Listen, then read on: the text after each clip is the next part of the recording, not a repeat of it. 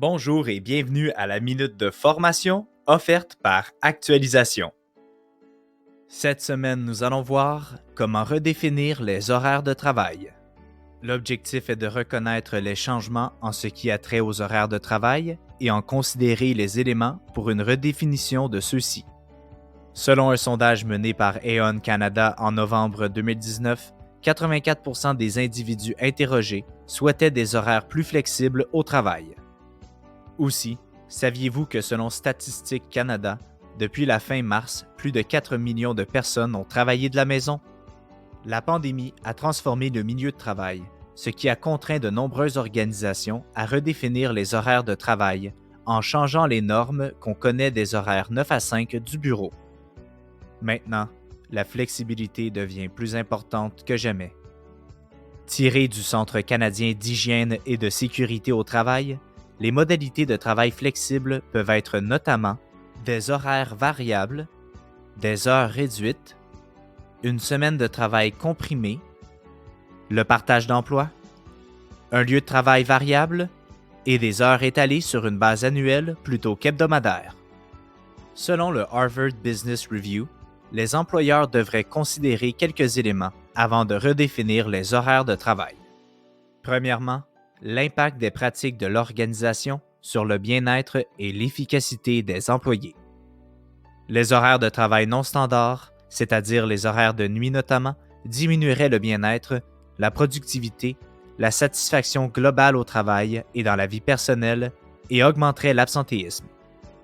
Les horaires de travail flexibles et les semaines de travail comprimées contribueraient à une diminution de l'absentéisme, du taux de roulement, une augmentation de la productivité, de la satisfaction globale au travail et dans la vie personnelle.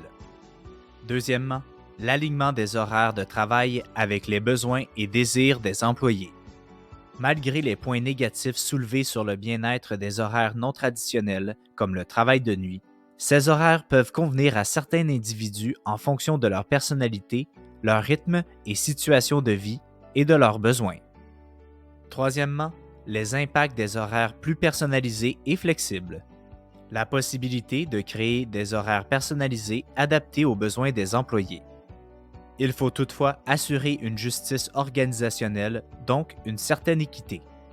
Les impacts peuvent être aussi de créer plus de défis et parfois plus de stress pour les gestionnaires.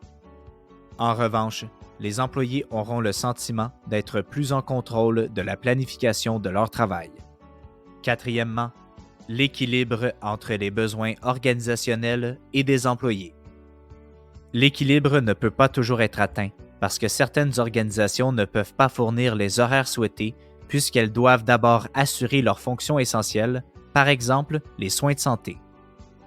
En terminant, une réflexion plus profonde et une considération de plusieurs éléments essentiels doivent être effectuées avant d'adopter des pratiques plus flexibles quant aux horaires de travail. Également, une implication des employés dans ce processus pourrait être bénéfique. C'est ainsi que se termine la minute de formation de cette semaine. On se donne rendez-vous la semaine prochaine. Rejoignez-nous sur notre site internet au www.actualisation.com ou contactez-nous au 1-877-688-0101. Actualisation, formation et conseils depuis 1970.